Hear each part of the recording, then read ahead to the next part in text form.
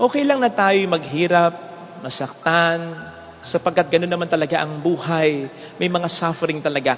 Pero with the right person, with the right people, para masulit ang ating mga iyak, ang ating mga pagod, at ang ating mga sakripisyo. Kaya, hanapin at pahalagahan ang tamang tao. Paano mo hanapin?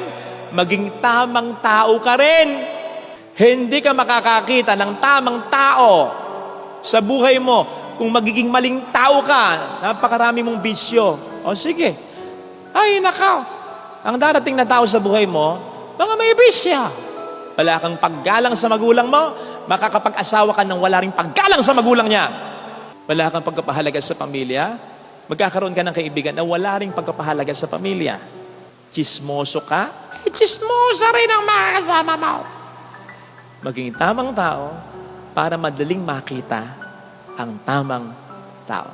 Ngayon, pag nakita mo na yung tamang tao, pahalagahan mo, alagaan mo.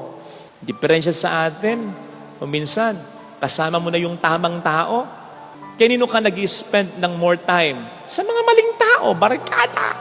Pinagpapalit mo yung asawa mo sa barkada mo. Gaano man kabuti yan? Asawa mo mas mabuti kaysa diyan. Magulang mo mas mabuti kaysa diyan. Kapatid mo mas dapat mong priority kaysa diyan. Pahalagaan mo. Okay? Pero ito yung pangatlo. Maging seryoso tayo, pahalagahan natin, at maging desidido tayo lagi kay Kristo.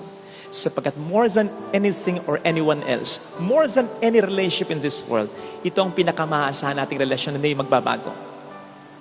Si Kristo. Kaya nga, nakita po niyo San Lorenzo, nung sabi niya, kahit 1,000 buhay ko, ibibigay ko kay Kristo. Bakit? Sapagkat yung 1,000 buhay na yan, walang kahit isang masasayang pag yan ay na kay Kristo. O di ba? Yung napangasawa mo, yun naman talaga yung tamang tao eh. Pero nagtago. O yung anak mo napakagalang dati niyan eh.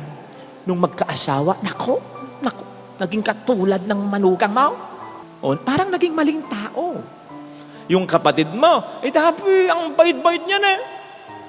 Bakit nung mabarkada parang, siya pa ba yung minahal ko? Siya pa ba yung nagmamahal sa akin na totoo? Siya yung tamang tao. Paano nangyayari? Ba't nagbago? Ganon ang tao. Nagbabago. Kasi kung pinahalagahan mo siya kasi siya ang tamang tao para sa'yo, unfortunately, hindi kanya pinahalagahan na impluensya ng mga maling tao.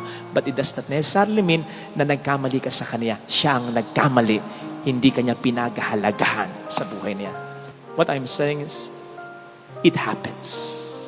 Nangyayari yan.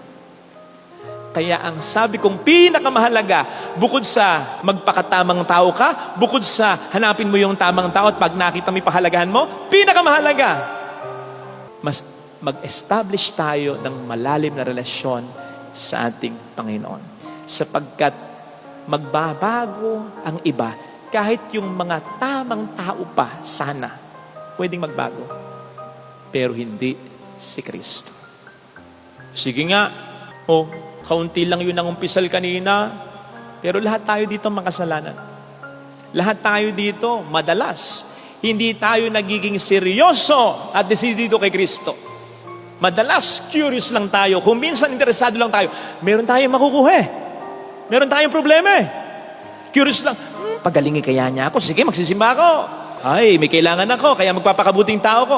Hindi tayo consistent na seryoso at desidido para sa Kanya. Pero siya, ang Diyos, consistent. Mula noon hanggang ngayon, sa susunod pang panahon, seryoso at desidido para sa atin. So ito yung relasyon, higit sa lahat. Kaya nga sabi niya, sino mang magmahal sa magulang, sa asawa, sa anak, nang higit sa akin, hindi karapat-dapat sa akin. Hindi dahil kailangan natin siyang unahin, dahil siya ay manibughuin, may kulang sa kanya, dapat i-priority. Hindi siya ganoon, hindi siya KSB. Inaalala niya ang kalagayan natin, ang kapakanan natin, sapagkat alam niya, napatunayan na niya mula una hanggang huli. Gaano mo man kamahal kung minsan, ang asawa mong anak mo, minsan sila'y nagbabago. Hindi man magbago, At tulad ng tatay mo, mawawala siya. Tulad ng nanay mo, mamamatay siya. Mawawala.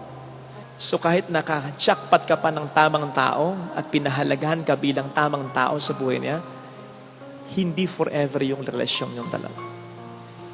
So, ang establish natin, ang relasyon sa Panginoon more than anything and anyone. Sapagkat siya, higit kailanman ang hindi tayo pababay. Ito sana ang ating panghawakan. Sa mundong ito, na mahirap makakita ng tamang tao at makakita ka man ay hindi ka pa rin sigurado kung hindi siya magbabago. At kung hindi man siya magbago, ay alam mo na hindi forever ang relasyon ninyo. Ang mas establish natin at panghawakan natin ay ang relasyon natin kay Kristo. Ito ang hindi nagbabago. Ito ang hindi nawawala. Amen.